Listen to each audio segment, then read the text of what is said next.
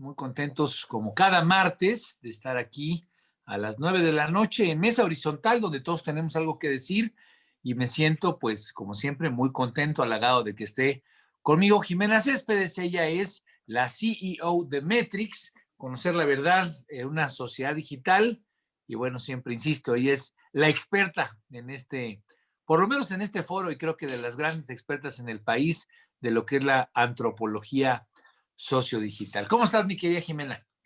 Hola Armando, buenas noches. Qué gusto saludarte. ¿Cómo va la vida? ¿Bien? ¿Todo en orden? To- Todo en orden por ahora. Qué bueno que la familia esté bien. Bueno, Jimé, vamos a aprovechar este espacio. Hemos, generado ya una nueva dinámica en el programa. En estos próximos 30 minutos vamos a analizar el reporte que ustedes generaron, el reporte de lo que es lo que ha sido la agenda de medios, la agenda de la discusión digital. Y creo que entre todo lo que me ha tocado ver de los documentos que ha generado Metrix, este es uno muy peculiar, porque tenía mucho tiempo en el que el gobierno y especialmente López Obrador no tenía una mayoría de positivos, ¿no? 54% dentro de la conversación total positiva hacia el presidente, 44% negativa. Ya nos veníamos acostumbrando a que la conversación sea negativa. Parece ser que esa es la característica, no solamente en México, sino siempre respecto al gobierno, a los gobiernos en el mundo. Pero bueno, este fue muy peculiar. El presidente anuncia el domingo pasado que ha enfermado, que ha sido contagiado de COVID y alrededor de esa, digamos, de esa información, de manera inmediata, eh, puntualmente empezaron las críticas, muchas teorías de conspiración, que con quién se había visto, a quiénes había podido contagiar, que si era mentira porque seguramente él ya estaba vacunado, en fin, un sinnúmero de críticas que fueron arreciando, estuvieron presentes desde el domingo, pero que se incrementaron. Incluso hubo un WhatsApp que seguramente mucha de la gente que nos está viendo, yo lo recibí, seguramente tú también, un WhatsApp en el cual pues circulaba esta versión de que el presidente en realidad no estaba enfermo de COVID, sino que había tenido una enfermedad, un mal un poco mayor, ¿no? Hablaban incluso de algún derrame cerebral, cosas, digamos, ya escandalosas que provocaron que el presidente tuviera que salir al cerrar la semana en un video ahí en Palacio Nacional. Después el propio video tuvo sus críticas por la diferenciación entre el tipo de atención al presidente, inclusive muchos criticaron la vestimenta que traía. En fin, pongo todo este corolario, todo este marco, porque sin duda alguna es un episodio que describe en toda su claridad, en toda su contundencia y en toda su crudeza la forma en la que hoy funcionan lo que nosotros le llamamos las hordas del linchamiento, donde cualquier cosa que hagas, sea buena, sea mala, pues siempre vas a tener un núcleo de gente criticándote. Pero bueno, coméntanos cómo lo vieron ustedes, qué registros tuvieron y cuál fue la dimensión de la discusión digital, Jimena. Listo, Armando. Efectivamente, digamos que lo que acaparó la opinión pública, y en esta vez sí fue general, o sea, yo creo que todos los mexicanos en México y en el exterior supieron que el presidente estaba enfermo, pero lo que sí nos hemos dado cuenta, y esto lo único que vino fue a afianzar eso que ya sabíamos, y es que quien comunica es el presidente. ¿Qué fue lo que pasó? Y aquí sí vale la pena que retomemos la historia. El domingo, el presidente sale en la tarde, noche, con un tuit diciendo que se había contagiado de COVID, que iba a seguir los cuidados necesarios y que Olga Sánchez Cordero iba a llevar las mañaneras. Eso fue escuetamente el mensaje. A partir de ahí, líderes de opinión, políticos, gente de opinión pública general, le mandaba como su mensaje de deseo de que de pronta recuperación. En general, prácticamente todo el mundo estuvo de acuerdo en ese mensaje en ese momento. ¿Qué fue lo que pasó a partir del día siguiente? El día siguiente, cuando le preguntan a Olga Sánchez Cordero por la salud del presidente, ella dijo que ella no iba, ese no era su trabajo, que ella no iba a informar de la salud del presidente, que quien tendría que informarlo era la secretaria de Salud.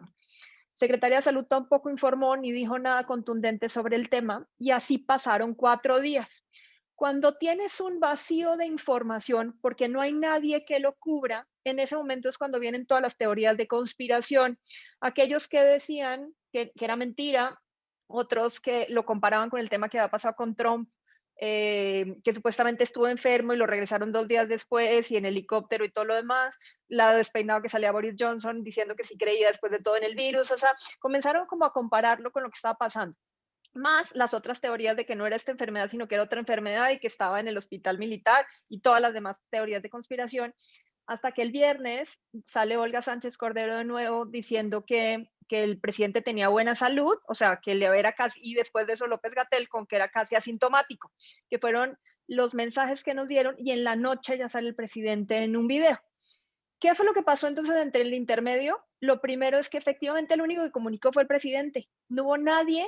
Primero, parecía que no había estrategia, que esa yo creo que sería como la primera que encontramos, como que no había estrategia de qué iba a pasar en el momento donde el presidente no estuviera. Segundo, no había un vocero oficial que lo dijera, aunque dicen que era López Gatell, pero López Gatell solamente salió hasta el viernes también, entonces hubo un vacío de información y quienes hablaron durante todo ese tiempo, pues fue todos aquellos que tampoco sabíamos qué es lo que había pasado con el presidente y que obviamente todo el mundo estaba preocupado. Por eso también hubo muchos mensajes relacionados con quién se tendría que quedar en caso de que el presidente no estuviera. Muchos memes diciendo que cómo van a terminar los presidentes, y entonces era la imagen del presidente y la imagen de Olga Sánchez Cordero, o sea, hasta jocoso se volvió el tema. Pero que Ahora, sí fue dime. no, adelante, continúa. Lo que sí pasó durante ese momento es que lo único que sí logró pasar es que la gente en general sí estaba apoyando al presidente. Y cuando salió el video, por eso la primera parte de la misión que fue el domingo y la siguiente que fue el sábado, lo que logramos observar es que sí fue positivo hacia el presidente. Si el presidente esa era su intención, que hubiera un vacío de información durante ese tiempo y apareciera como Salvador, lo logró, porque efectivamente es la primera vez que vemos tantos positivos después de tanto tiempo. Ahora, digamos, ahorita vamos a entrar un poco al modelo de comunicación, que a final de cuentas, sí, este episodio representó una crisis. Ahorita vamos un poco más allá de eso. Mi duda es si después de esos 4 o 5 días que el presidente estuvo ausente, yo sinceramente, pues me parece lógico que el presidente haya estado ausente si tenía COVID, ¿no? Digo, para quienes les ha dado y han salido de ella bien librados, pues te dicen que te quedas a veces cansado hasta un mes y con unas incapacidades de moverte, pero en fin, más allá de que ahorita aterricemos un poco el particular, eh, hubo entonces un pico después, ya cuando sale él en este hoyo, en este hueco, cuando sale él, ¿cuáles fueron, digamos, las reacciones de parte de la gente? ¿Se mantuvieron como reacciones positivas? Es decir, qué bueno que sale, qué bueno que ya lo estamos viendo, o hubo, porque tal vez fue el tipo de información que me tocó a mí en mi echo chamber, ¿no? Que muchas veces depende en dónde estás recibiendo información, en el que sí me tocó ver pues como críticas y te digo, como que la gente ya dejó el tema de la salud, ¿no? Y dijeron, mira, en efecto, no se le ve que haya estado mal, gente que criticaba la ropa, me tocó también leer algunos memes, gente que contrastaba las imágenes de Palacio Nacional, la suntuosidad de Palacio Nacional con la situación de cómo la está viviendo el pueblo llano, ¿no? El pueblo bueno, el que contrastaban, bueno, pues los hospitales del Instituto Mexicano del Seguro Social con ese gran pasillo de Palacio Nacional. ¿Eso cómo estuvo ya en esa dimensión? A ver, en general la gente tomó de forma positiva que saliera el presidente a dar ese mensaje. Y independientemente del mensaje que dio, más bien era como la tranquilidad que le dio a la opinión pública de que efectivamente el presidente estaba bien y que no iba a haber o sea, que ese vacío de información que habíamos tenido, digamos que ya reapareció y por lo menos sabemos que el presidente, mal que bien, va a estar en la mañanera dentro de 8 días, esté bien o no. Lo que sí pasa es que como durante tanto tiempo no se dijo nada y no se cubrió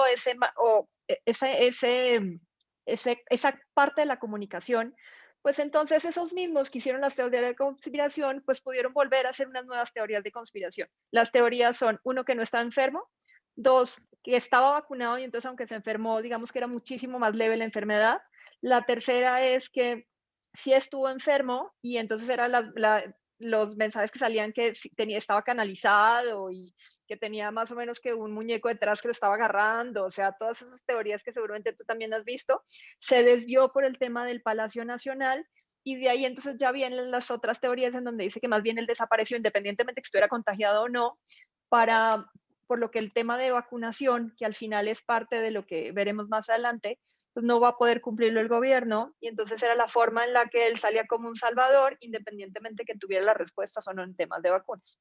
Ahora, me quedo con eso y precisamente por lo que dices tú, habrá que ver el tema de vacunas, pero eh, mucha gente, yo en este espacio, digamos, eh, a mí me interesa siempre cuando hay estas conspiraciones que se van ahora haciendo públicas y que se van retroalimentando y que se convierte en una narrativa pues generada por parte de algunas manos negras muchas veces, pero a veces también por el ingenio o el mal ingenio popular. ¿Qué tanto predominó esta historia, digamos, ligando el asunto de que para ocultar la problemática de ausencia de vacunas, para tratar de disfrazar, distraer respecto a la mala implementación de las mismas, el presidente se había inventado, digamos, este COVID? Yo, sinceramente, inclusive estuve en una reunión de discusión ayer, planteaba, entiendo que el problema de las vacunas y obviamente el miedo, la ansiedad alrededor del incremento en el número de muertes, ya ahorita vamos a hablar sobre el tema del INEGI, como que se han ido ya conjuntando muchas informaciones que dejan clara ya la problemática. Cada vez es más frecuente que tengamos a gente cercana que fallece, que se enferma, que pasa un muy mal rato de mucha preocupación por el COVID. Esto ha venido incrementándose. Estas cifras de más de 150,000 decesos, quienes señalan que solamente es una tercera parte, que pueden ser casi 450,000. Lo vamos a ver ahorita con el asunto del INEGI, donde las cifras pues son distintas entre dependencias del propio gobierno. Mi duda sería, ¿qué tanto predominó esta sensación de que fue, o esta idea de que fue precisamente para distraer a la sociedad respecto al tema de la implementación de vacunas? ¿Qué tan fuerte fue? Mira, cuando hay un vacío de información, generalmente ese vacío va hacia, o más bien, lo tomas de acuerdo con tu propia perspectiva. Entonces, si lo vemos ya en números reales, solamente un 30% de esa opinión pública informada pensó eso que tú estás pensando, o sea, o que lo discutiste en una mesa de reunión, independientemente que lo hayan visto o no en alguno de los mensajes. La opinión pública en general vio con buena cara que el presidente se hubiera recuperado. Digamos que eso fue parte del consciente colectivo, es, tenemos un presidente, se recuperó y se ve muy bien además, que eso fue lo que dijeron en el tema del video.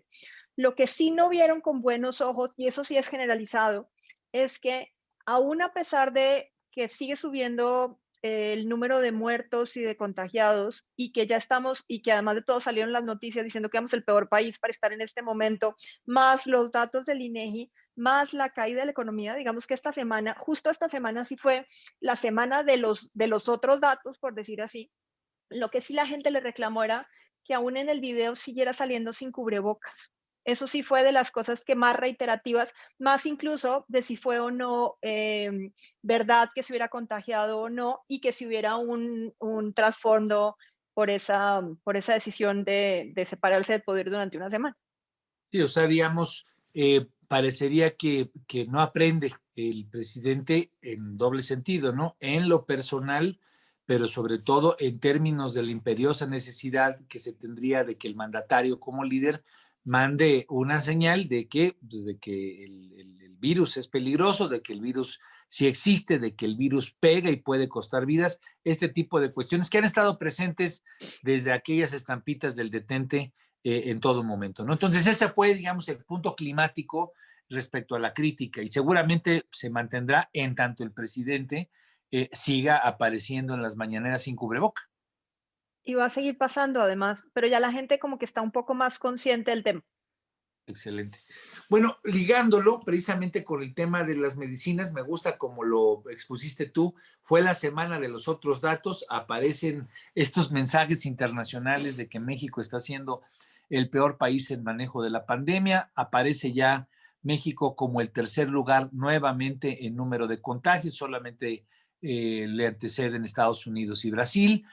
Se cruza con los datos del INEGI, que me parece que pues sí son relevantes porque en la propia ficha técnica del comunicado oficial del INEGI establece pues que son datos duros oficiales, ¿no?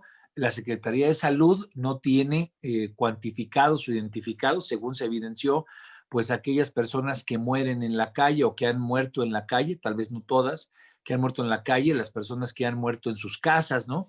Y precisamente en esta revisión de servicios funerarios cruzado con el registro civil, pues las defunciones estaban un 44.4% por encima de los datos que había venido presentando la Secretaría de Salud. Pero antes está el tema de las medicinas, ¿no? Que si se le compraban 24 millones a Sputnik 5, a Rusia en este caso, que si son patito, que si no son patito. Cuéntanos, por favor, cómo ha estado esa discusión, que desde mi punto de vista, pues puede tener algunos aspectos técnicos, sin duda alguna siempre los puede haber, pero que también es parte de una discusión geopolítica muy interesante, creo que pocas veces vista, donde las grandes potencias están peleando por el espacio y por el prestigio de ver quién implementa la vacuna, ¿no? Sí, bueno, yo ahí tengo, siempre he tenido una duda y es por qué nos preocupa más la vacuna que el remedio. O sea, es Sí, así, necesitaría alguien que me explique ese pequeño detalle. Pero bueno, claro. independientemente de eso, la opinión pública, a ver, hicimos una medición desde el 9 de noviembre a la fecha, que fue el momento en donde como que a nivel mundial comenzaron a decir que ya teníamos los primeros esbozos de vacuna y que podríamos comenzar a ponerlos a partir de finales de diciembre. ¿Qué es lo que encontramos? Hay más de 1.3 millones de mensajes relacionados con el tema de la vacunación. La gente lo toma de manera positiva, o sea, la gente sí tiene esperanzas de que la vacuna va a detener la enfermedad, pero tiene un problema de credibilidad. O sea, aquí sí hay una dualidad en el tema. ¿Qué es lo que dicen principalmente? O sea, lo que dicen es, la vacuna sí va a detener este virus, o sea, sí ya la gente está muy preocupada porque efectivamente lo que tú decías, ya prácticamente en todas las familias mexicanas ya hay al menos un muerto, un contagiado o un familiar cercano o un amigo cercano. Entonces esto ya dejó de ser una enfermedad de algunos para una enfermedad de todos. Entonces, lo que ellos dicen es que creen principalmente en la vacuna de Pfizer, esa es como digamos que la que más conocen o la que más han oído. Tienen un respaldo completo hacia el gobierno de que las medidas de vacunación van a ser las correctas y que en cierta manera sí garantizan que pues, de aquí a final de año por lo menos vamos a estar mejor de lo que estamos ahorita.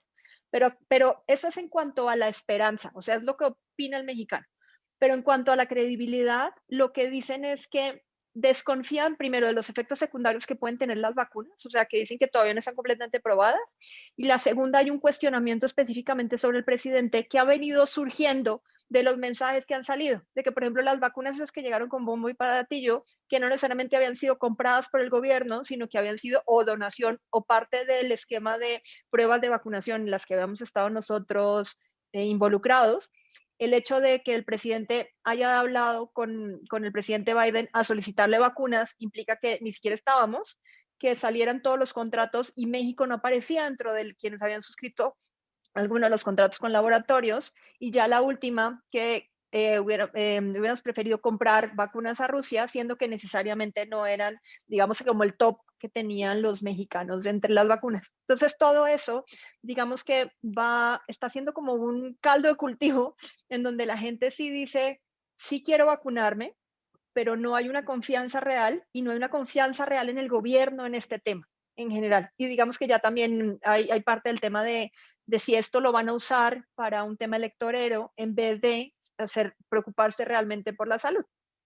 Ahora, en eso último, ¿qué tanto ha pesado en la conversación, eh, pues lo que la oposición siembra, ¿no? Que es, todo el tema es, no estamos preparados, no tenemos una logística claramente definida, la red de frío no estará completa, no tenemos los recursos, un poco lo que has dicho tú, pero todo tiene que ver con un asunto electoral. ¿Eso qué tanto peso tiene en el debate? Todavía es el menor, o sea, digamos que la preocupación más grande del mexicano es la desconfianza de los efectos secundarios y que el gobierno no pueda garantizar la entrega. digamos que si viéramos del top 5, es el número 5. Entonces, para que lo tengas más o menos medido. Todavía no es como la principal preocupación. La preocupación más bien va relacionada con si efectivamente nos van o nos van a vacunar. Claro, y bueno, y el tema de los efectos secundarios, que es el que destacaría de lo que has comentado tú. Claro, Ahora, y además eso, perdón que te diga, es que eso viene de las teorías de conspiración. Entonces sale de en Rusia que vacunaron a no sé quién y le dio quién sabe qué, o de en Londres se murió un fulanito de tal porque lo vacunaron. O sea, eso sí forma parte de las teorías de conspiración que además están a nivel mundial. O sea, eso ni siquiera puede ser un tema mexicano, es un tema a nivel internacional. bueno, y eso, dicho sea de paso, eso queda siempre muy bien representado precisamente en las redes sociales, donde el formato de diálogo, pues el chisme, a final de cuentas, tiene su impacto y tiene su capacidad de viralización. Para cerrar, digamos, este programa, un segmento me parece fundamental es precisamente este asunto de los datos del INEGI, ¿no? No nos vamos a clavar mucho en el modelo de comunicación, donde creo que a final de cuentas habrá que dedicarle específicamente un programa, tal vez un estudio de los de Metrics respecto a lo que significa el enorme hueco de la ausencia del presidente, porque, digamos, creo que hemos tenido en estos 5 días pues una evidencia puntual y clara de cómo este gobierno depende tanto de la comunicación, de hecho es uno de sus pilares, que al no hacerla el presidente, y depende obviamente del presidente López Obrador, que al no hacerla, pues se pueden generar espacios no solamente incómodos, sino espacios delicados, espacios preocupantes que podrían generar condiciones de riesgo. Digo, me imagino, digo, espero equivocarme, no lo estoy deseando, pero si ocurriera un suceso terrible, digamos, un terremoto, este tipo de cuestiones que puedan afectar a la gente, si no se tuviera por parte del gobierno la presencia continua, constante, pues eso podría generar condiciones de caos bastante graves. Pero bueno, es elucubrar, solamente creo que valdrá la pena hacer una revisión más puntual en términos de comunicación y cómo tenemos tanta dependencia de la comunicación que hace el presidente que eso puede convertirse en algún momento en algo preocupante o delicado, sobre todo si no hay la capacidad de cubrirlo. En fin, cuéntanos sobre los otros datos entre el INEGI y Salud, porque creo que ahí nos da una buena dimensión de lo que fue la discusión en el país. Sí, realmente esta discusión empezó desde el año pasado. Si te acuerdas, salían algunos comunicadores y algunos, bueno, en medios nacionales e incluso internacionales en donde decían que los datos mexicanos no estaban bien registrados. Primero, por la falta de pruebas que hubo, sobre todo en el primer trimestre bueno, en el segundo trimestre del año, digamos que en el primer trimestre de nuestra pandemia, y siguiente porque había muertos que no se estaban registrando, que se estaban registrando como neumonías atípicas. Digamos que esas discusiones las tuvimos como a partir de abril, mayo y junio, pero como que la enfermedad todavía era lejana para muchos mexicanos y entonces eso como que no les afectaba o ni siquiera se ponían a pensar si eso era real o no. Cuando salen los datos del INEGI, la gente comienza a pensar y a decir, ah, es que si fulanito de tal se murió de neumonía típica, o te acuerdas de este que de pronto no se había muerto de esto, sino se murió. Entonces, como que eso ya le comenzó a dar más cabida a esa teoría, que en ese momento era una teoría de conspiración, a que ya se volviera un dato técnico, o sea, ya era un dato real y además la gente sí le cree al INEGI, o sea, de las instituciones a las cuales la gente cree, le crea al INEGI y le crea al INE. Digamos que son como los dos principales organismos en los cuales el mexicano le tiene confianza. Entonces, al salir los datos del INEGI, la gente comienza a relacionar eso que pasó el año pasado con lo que están diciendo y el hecho que Secretaría de Salud salga, como ya ha salido muchas veces, a decir que no, que esos no son los datos y después vuelven y cambian de modelo, pues eso le resta credibilidad. En este caso, si le resta credibilidad a Secretaría de Salud, le da credibilidad al INEGI y la gente ya comienza a pensar que efectivamente ya no eran, o sea, eran muchos más de los que eran y que podríamos seguir teniendo ese mismo problema actualmente porque pues no estamos registrando todos los muertos. Ahora, y mi pregunta sería, entiendo, digamos, que en esa diferenciación de información, pues se recupera lo que originalmente algunos investigadores y opinadores, etcétera, habían venido remarcando, ¿no? ¿Qué tanto en la discusión digital la gente ubicó dolo o qué tanto pensó, planteó, propuso que haya habido dolo por parte de las autoridades en cuanto precisamente a no manejar bien las cifras? Me refiero a que si aquí la gente opinó, es que nos han estado ocultando, nos han estado engañando, ¿qué tanto señalamiento y crítica directa al gobierno respecto a esa diferencia de datos viste en la discusión? Mira, eso lo maneja más un círculo cerrado o más bien de un círculo rojo.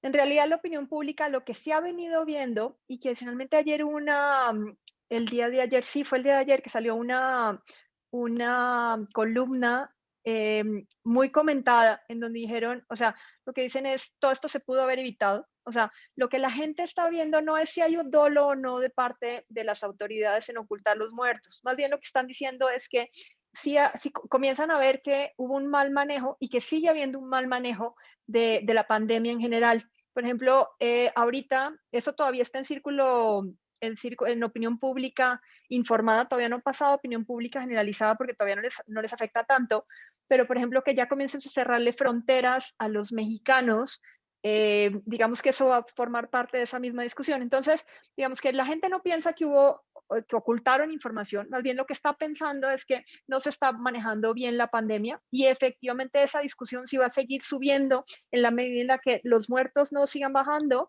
y la economía siga bajando y efectivamente no tengamos una mejoría y más bien terminemos estando los mismos en un gueto. Entonces, digamos, para tenerlo en contexto, hoy empieza a crecer, todavía no en el segmento de Círculo Verde, todavía no en la opinión pública generalizada, pero sí empieza ya a crecer digamos, la sensación, la opinión de que esto se pudo haber evitado, de que se pudo haber manejado de manera diferente la pandemia, de que hay otros países que hicieron mejor las cosas y de que el gobierno, y esa es una duda, el gobierno, digamos, tiene responsabilidad en el manejo. Eso es, digamos, lo que sientes que empieza a imperar. Sí, eso es. O sea, que no está, o sea, la gente sabe que la pandemia no era evitable, o sea, que todos estamos en pandemia, se comparan contra otros países, pero sí lo que dicen es que no nos están cuidando. Al final, eso es como el mensaje que tienen. Y esto se relaciona con lo que dijo la iniciativa privada al comienzo de la pandemia. No sé si te acuerdas que analizamos los datos, en donde quien mejor estaba parado, aparte de Secretaría de Salud en ese momento, ahorita ya deberíamos hacer esa misma medición y seguramente no saldría igual, pero la iniciativa privada estaba muy bien posicionada porque lo que decían era que quien los estaba cuidando o quien nos estaba cuidando era la iniciativa privada, porque el gobierno no estaba haciendo mucho en este tema de cerrar las industrias, de decirle a la gente que se pusiera cubrebocas, de cuidar los empleos, de dar apoyos, y la iniciativa privada sí lo estaba haciendo. Entonces al final como que dio un círculo el tema y regresó a lo mismo. El gobierno nos cuidó, seguimos cuidándonos nosotros mismos y en cierta manera la iniciativa privada es la que sigue cuidándonos.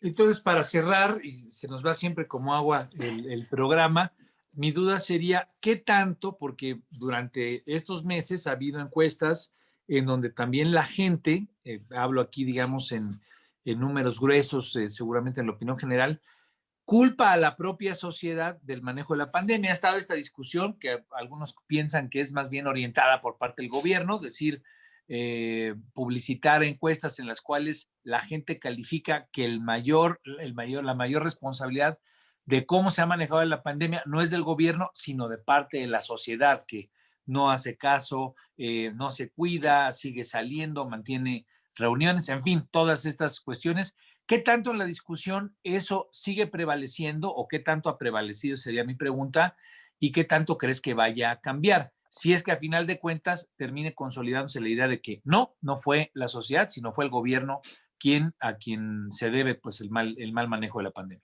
¿Qué tanto crees que vaya a cambiar o qué tanto ha predominado este tema de qué es la sociedad?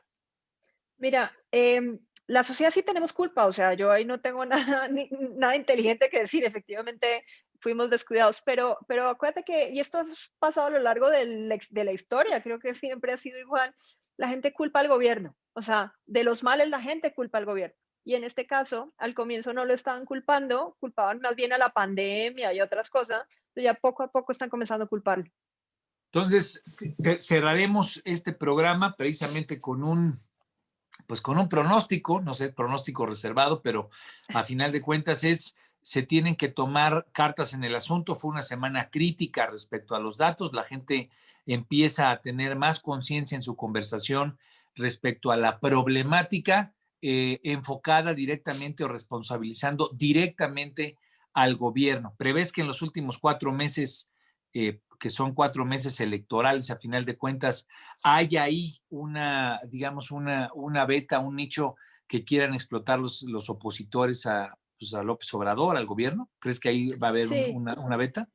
o sea, cada vez tienen más opciones, o sea, porque al comienzo no había como mucho de dónde hilar, ahora ya cada vez más tienen madeja de dónde cortar, entonces ya cada vez es más sencillo, o sea, lo que pasa es que si ellos quieren hacerlo, lo que sí tienen que hacer es que sea un mensaje muy claro y muy unido en medios digitales, o sea, porque la gente no entiende muchos temas, necesita ser algo muy conciso y que le pegue a la gente en general para que lo puedan aprovechar, pero efectivamente digamos que el tema de la pandemia sí puede ser el de la economía y el de la seguridad. O sea, tienen suficientes temas para criticar al gobierno actual. Y tal vez por eso veremos el asunto de las vacunas como una solución o como un antídoto o como una vacuna, tal vez precisamente a esa crítica social o esa crítica política que haya, ¿no? Piensa que Trump lo intentó. Sí, seguramente. Bueno, pues, pero no le alcanzó a final del día, sería un poco la conclusión. Mi querida Jimena, te agradezco enormemente la oportunidad de charlar sobre los datos de Metrics y obviamente siempre con gran claridad la exposición tuya nos orienta cómo está la discusión en las redes sociales. Y bueno, pues yo le agradezco mucho a todo el auditorio por habernos acompañado esta noche aquí en Mesa Horizontal, donde todos tenemos algo que decir. Nos vemos la próxima semana y bueno, pues en la expectativa precisamente de cómo evolucionarán estas y otras discusiones en México. Cuídate, muy buenas noches, Buenas noches. Jimena, que descansen todos, hasta luego.